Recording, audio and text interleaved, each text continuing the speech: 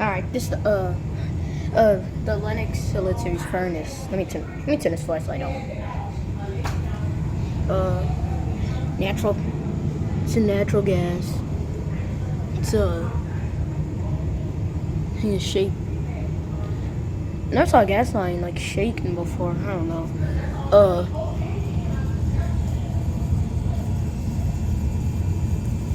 It's a R22 piston unit. It does. So that means it does superheat. Cause see, right here's the piston. Has installed float switch. Has its own Lennox LED series coil. I don't post water heater content, but we got a Rheem Guardian system. Don't mess with this. Don't. No. Sorry, that was my little brother. I was telling him don't touch with this water heater because this is gas and gas is just something to mess with. What? Right here is the main gas line. Some dusty stuff. The stuff. Hopefully this doesn't lead to backdraft. Okay, I'm back out. This time I'm showing you the condenser. This stuff. This is some stuff you don't want to see, because usually you don't want to. You don't want to see none like this. This is a double roll coil.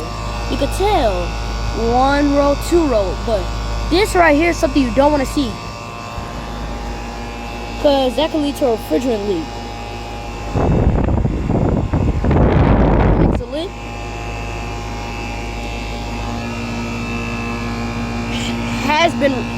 It has been. When I came in, it was running, so yeah. And I don't know if you guys noticed, but that Walmart carrier unit I had recorded once, that'd be the last time you see it. Made in 98-58 week, HFC 20, contains HFC 22, which is R22. I must say this filter dryer is in some like terrible conditions. Usually you really want to get like a filter dryer like that. Other than that, it's blowing hot air, so it's good if it's, so that means it's working because it's blowing hot air because it's a condenser.